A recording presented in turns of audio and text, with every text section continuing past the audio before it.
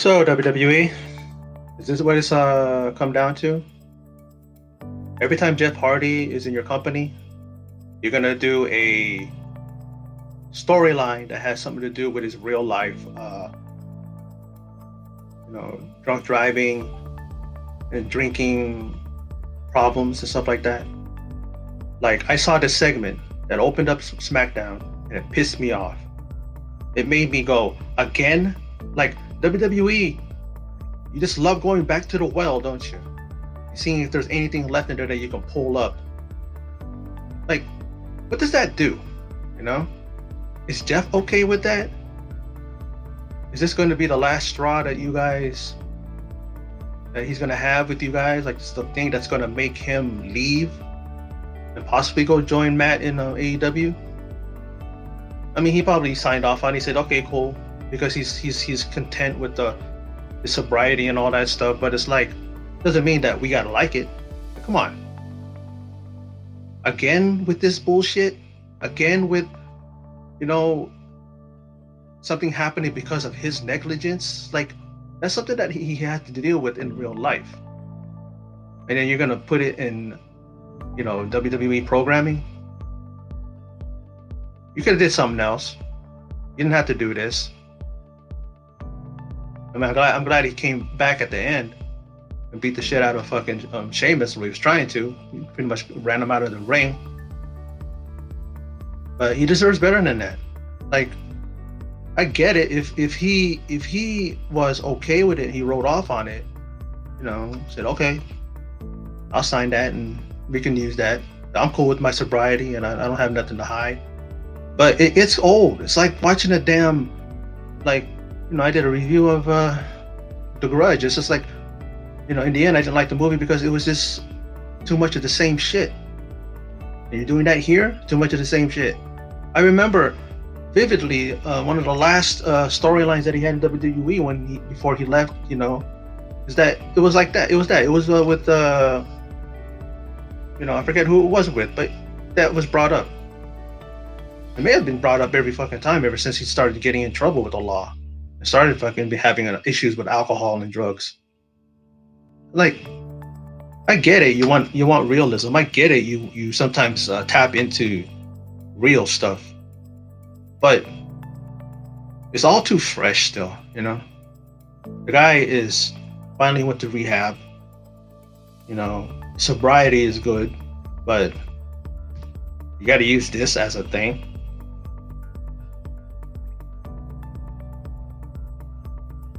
I mean, it might turn out that he actually wasn't and someone planted it.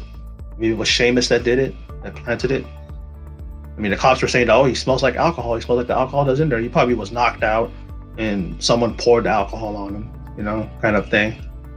Hope that's how the storyline goes. And they're using the real life thing like that as a way to have like a real heat on a rival. Someone that wanted to frame him for something. Make him look like he's back on the wagon, kind of thing. Sheamus was the only one that really put him down when you were lined up for that Battle Royal, the announcement. So maybe he was the one that did it. Let's see what happens. But all right, here we go. Friday Night SmackDown Top 10 Moments for May 29, 2020. And Sonya Deville, of course, with a background in MMA. Well, at least Sonya. I don't know. I'd like Sonya right now. Deville didn't wrestle Mandy Rose again. Oh, nice double leg takedown by Evans. Just took a break from that because it would have Going gotten after Sonya Deville in a stalemate here in this matchup. Grand Metalik. Oh, and a double springboard. Battle Royal again. Very original WWE. And Metalik again in the corner. Fast and furious. Always their go-to thing. Battle Royal. King of the Ropes runs into a kick by Ziggler. And King Corbin eliminates man number 3 in this Battle Royal. Big deal. Bro. Okay. My name is Matthew Riddle. What do y'all think about that? Think he'll be okay? Be good. He did everything pretty much that he could do in NXT. It's kind of ironic. But after both titles, he was a tag team champion. So let's see what he does on SmackDown. Cesaro's asking himself the same question Okay. right now. Shoulders down for Cesaro. Got him! Shorty G got him! What an Got the victory, but is he gonna do anything for his career? These battle royals are every man for themselves. And you saw right there, Ziggler trying to eliminate Corbin. And now it's Ziggler launched over the top rope and eliminated by Corbin. Oh, and Uso! Corbin's out! Good. I'm so happy about that. And now the two superstars battle on the apron. Both teetering above the floor. Who will be eliminated? Who will advance? Well, you know that was gonna be Sheamus. I mean, they were honestly gonna give Knife-edge chop right to the bread basket. Jey Uso, but it would have been a good thing because of the fact that his brother's gonna be out. You should at least try to do some singles competition, you know? Sheamus wins. Build him up. His father was a former Intercontinental Champion, so and this match just double count out. Have been counted out in this matchup. Maybe it's going to be a rivalry for Sonya Deville. That'd be good.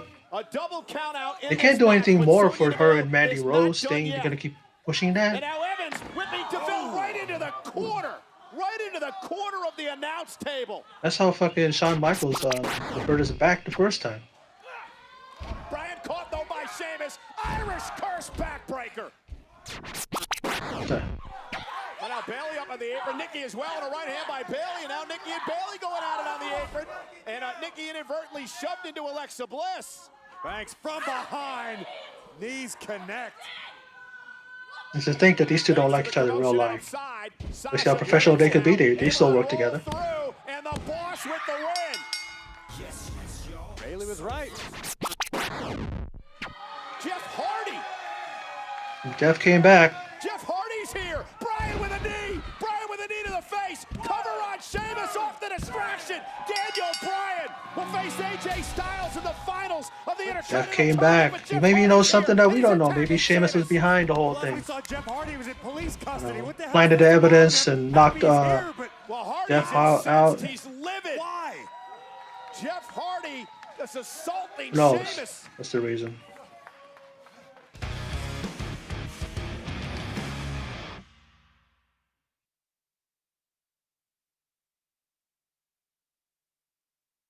Two things before I end this video. Number one, what is the end game when it comes to the tag team titles in the women's division? You got something going with the Iconics.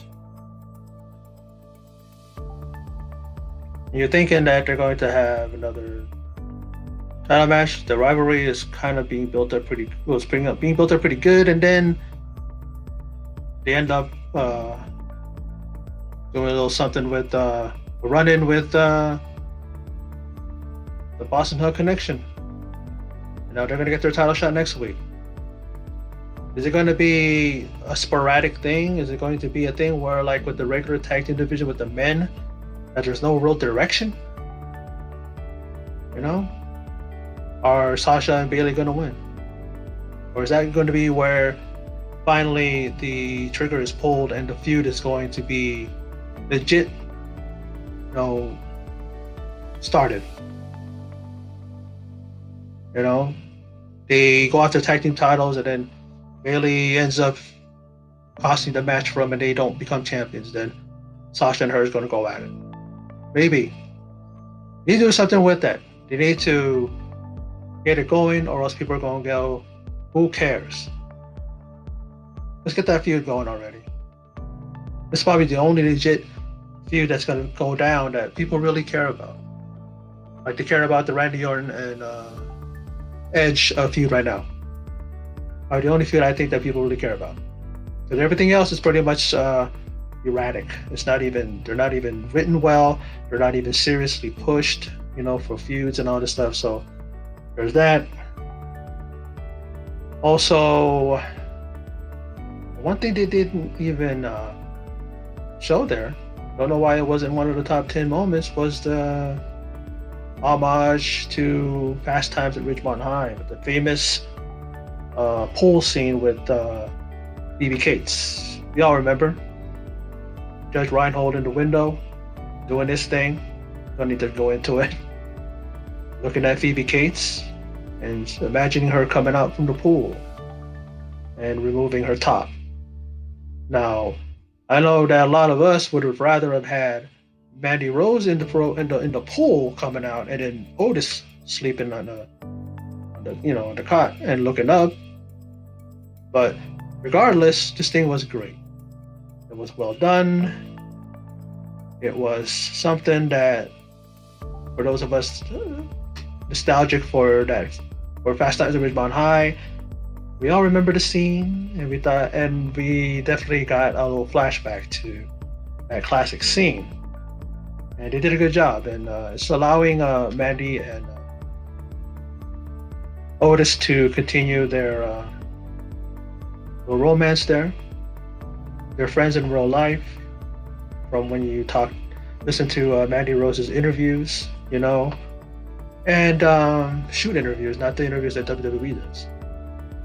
And also, goes to show that Otis is a lucky guy, and because of their friendship, how close they are, Mandy Rose allows him to kiss her. Something that a lot of us guys are jealous about, but you know what? We live vicariously through Otis, so why not?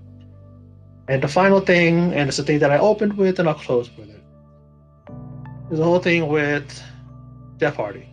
It's a shame that they feel like they had to go to the well and again bring up Jeff Hardy's past, and some would say present situations and problems with DWI, his alcoholism, and I just hope that a storyline comes out of this, a revelation that he wasn't drunk, and that he was, evidence was planted with the whole alcohol bottle and all that. And then maybe it'll salvage this, but if they're going for a straight up, he actually was drunk and he fucking smashed into the car and inadvertently hit Elias, then it's like, what the fuck? Are you gonna go that route again, WWE? Come on, seriously, getting old, man, getting old. But he came back, a little bit of retribution, cost Sheamus the match. So now it's going to be Daniel Bryan versus AJ Styles in the finals, and I think that's a better match. Better, their styles will mesh, and it'll be a more technical match and a more fast-paced match. And I think that it's going to be better for the title as well. Both of them will be great WWE Intercontinental champions. I mean, Daniel Bryan, surprisingly, he's only been a champion once, and I was there at WrestleMania 31 and saw him win that in the ladder match, the multi-man ladder match, and it was a great moment for him. And I know that he's talked about how much he respects the title. That's one of his best moments in his life. He said that in the past. So, in AJ, he's never won the championship, so there's that. That's on the table as well. So either way, it's going to be a great outcome, because you're looking at two guys who really respect the title, and they want to have that as an accolade. Especially AJ Styles, he's never had the title before, so that would be something that'll be a capper to his career. Anyway, that's it. That's everything I want to talk about when it comes to SmackDown. It was a good show. It was fun. Pretty rough the way they opened it. I didn't agree with it, but that's just me. Some of you may have had no problem with it. Some of you hated it. Either way, it is what it is. But anyway, for those of you who stopped by and checked this video out, I appreciate it. And in closing, as always, take care. Please remember to subscribe, click like, and click the bell icon for all notifications on this channel.